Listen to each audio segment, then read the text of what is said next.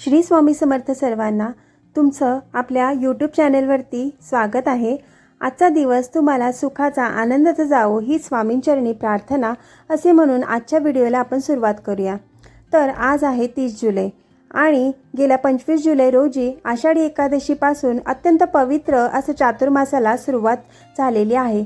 चातुर्मास म्हणजे हिंदू धर्मशास्त्रानुसार आषाढ शुद्ध एकादशी ते कार्तिक शुद्ध एकादशी हा 4 महिन्यांचा काळ, याला चातुर्मास असे म्हणतात।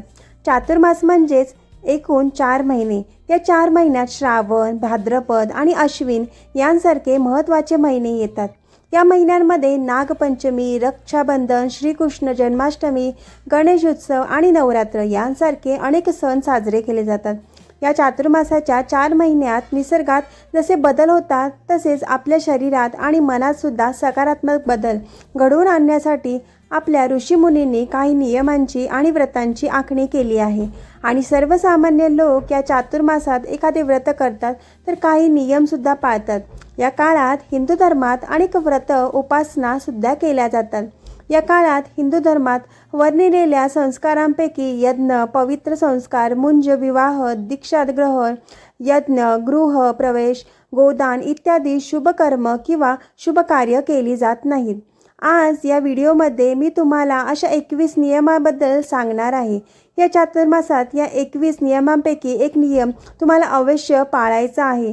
जर या चातुर्मासामध्ये तुम्ही यापैकी एक नियम जरी पाळला तरीही तुम्हाला या चातुर्मासाचं पुण्यफळ प्राप्त होईल। तसेच या नियमांचे पालन केल्याने आपल्या कुटुंबात सुख, शांती, समृद्धी हे देखील पाहायला मिळेल। तर आजच्या व्हिडिओमध्ये तुम्हाला जी माहिती सांगणार आहे ती अतिशय महत्त्वाची आहे, त्यामुळे तुम्ही हा व्हिडिओ स्किप न करता शेवटपर्यंत नक्की पहा। जर चॅनेलवर तुम्ही नवीन असाल तर सबस्क्राईब करायला विसरू नका, म्हणजेच असे नवनवीन व्हिडिओ तुमच्यापर्यंत येतील। हिंदू पंचांगातील चातुर्मास हा सर्वात आध्यात्मिकदृष्ट्या महत्त्वपूर्ण कालावधीपैकी एक आहे।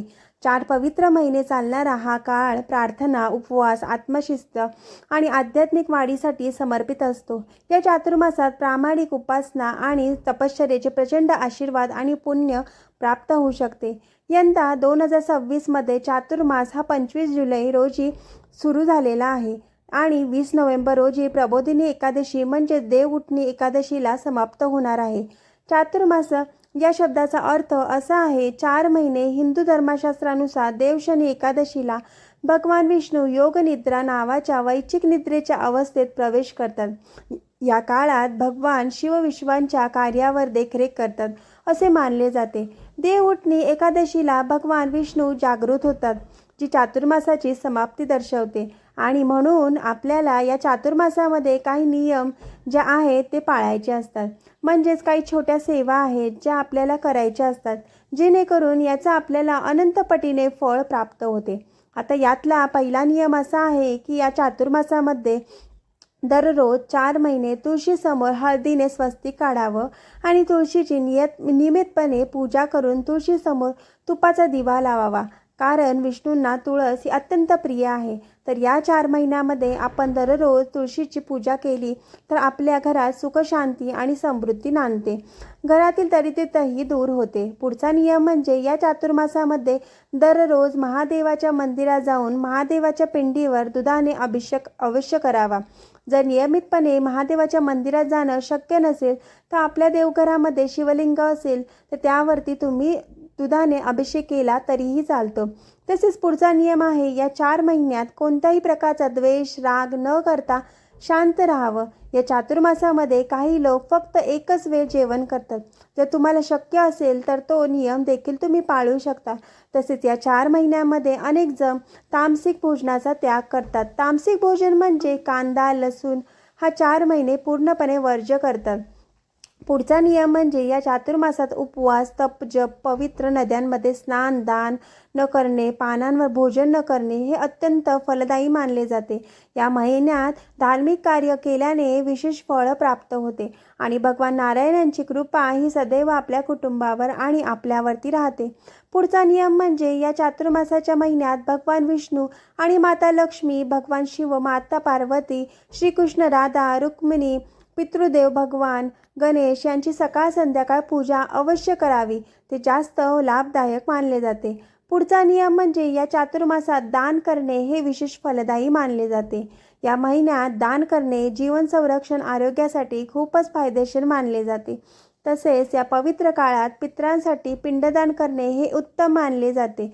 तसेच त्यांच्या आत्म्याला शांती मिळते. या महिन्यात केलेली उपासना आणि साधना ही खूप लवकर फलप्राप्तीसाठी महत्त्वाची आहे. यानंतर पुढचा नियम असा आहे की या 4 महिन्यात गायत्री मंत्राचा नियमितपणे 108 वेळा जप करावा. या 4 महिन्यात दररोज पुरुष सूक्त, स्त्री सूक्त एकदा तरी अवश्य म्हणावे किंवा गुरुचरित्रातील 14वा अध्याय दररोज वाचू शकता. ते खूप जास्त प्रभावशाली मानले जाते. यानंतर पुढचा नियम असा आहे की या चातुर्मासामध्ये भगवान विष्णू योग निद्रेत जातात आणि या दिवसांमध्ये त्यांची पूजा आराधना करणे अतिशय शुभ मानले जाते. तसेच दररोज ओम नमो भगवते वासुदेवाय नमः या मंत्राचा एक माळ जप अवश्य करावा. चातुर्मासात येणाऱ्या श्रावण महिन्यात भगवान शिवशंकरांची पूजा अर्चा केली जाते. हा श्रावण महिना भगवान शिवशंकरांना समर्पित आहे. जो भक्त या महिन्यात खऱ्या मनाने भगवान शिवशंकरांची पूजा आणि विष्णूंची पूजा करतो त्याच्या आयुष्यातील सर्व संकटे, अडचणी, बाधा या दूर होतात. पुढचा नियम म्हणजे चातुर्मासात तपचर्या आणि भक्ती अवस्थेत राहून दररोज सत्यनारायणची कथा, जप आणि श्रवण करणे अत्यंत शुभ फलदायी मानले जाते. पुढचा नियम असा आहे की या चातुर्मासामध्ये सूर्योदयापूर्वी उठून भगवान विष्णू आणि देवी लक्ष्मीची पूजा करावी. तसेच दररोज भगवान विष्णूंना एक तुळशीपत्र अर्पण करून विष्णू सहस्रनाम आणि कनकधारा स्तोत्र पठण अवश्य करावं. तसेच या 4 महिन्यात नियमितपणे भगवद्गीतेचा एक अध्याय अवश्य वाचावा. यासोबतच तुम्ही स्वामी चरित्र सारामृत 3 अध्याय किंवा 7 अध्यायाचं पठण सुद्धा करू शकता.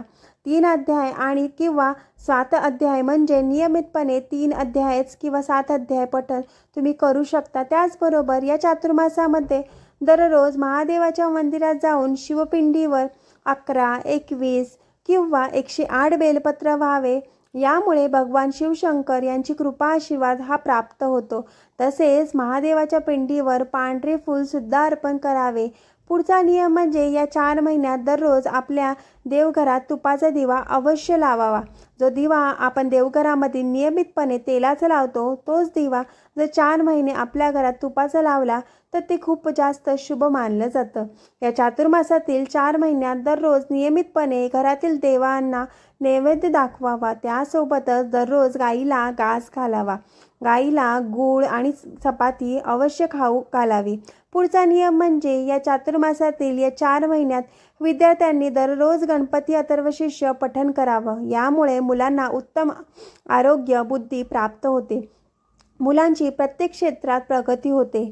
चातुर्मासातील प्रत्येक शुक्रवारी श्री सूक्ताचं 11 वेळा पठण अवश्य करावे. या 4 महिन्यात बेलाच्या झाडाखाली संध्याकाळी दिवा अवश्य लावावा. बेलपत्राचे झाड हे महादेवाचे एक रूप आहे आणि म्हणूनच त्याची अवश्य पूजा करावी. या चातुर्मासामध्ये नवीन उपक्रम किंवा मोठे प्रकल्प सुरू करणे आवर्जून टाळावे.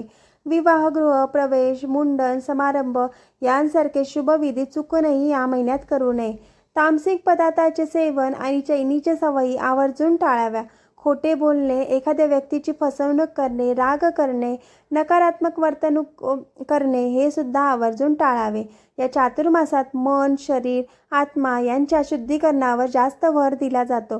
तर अशा प्रकारे चातुर्मासातील या नियमांचे पालन केल्यास आपले आरोग्य सुधारेल, संपत्ती मिळेल, मानसिक पीडा ही कायमची नाहीशी होते, सर्व इच्छा पूर्ण होतात आणि सर्व प्रकारच्या पापांचा नाश होतो. तसेच सर्व प्रकारच्या मानसिक विकारांचा नाश होतो. आपल्या पूर्वजांचे आशीर्वाद हे प्राप्त होतात. भगवान विष्णू आणि भगवान शिव यांची कृपादृष्टी देखील प्राप्त होते. आनंद, समृद्धीमध्ये वाढ होते. आपल्या घरात भरभरून बरकत येते. आत्मविश्वास, त्याग, समर्पण आणि संयम ही भावना विकसित होते. तर ही अत्यंत महत्त्वाची माहिती मी तुमच्यापर्यंत आज शेअर केली. तर तुम्ही हा व्हिडिओ पूर्ण पाहिला असेल तर चॅनेलला सबस्क्राईब करायला विसरू नका, म्हणजे असे नवनवीन माहितीपूर्वक व्हिडिओ मी तुमच्यापर्यंत घेऊन येईल. श्री स्वामी समर्थ.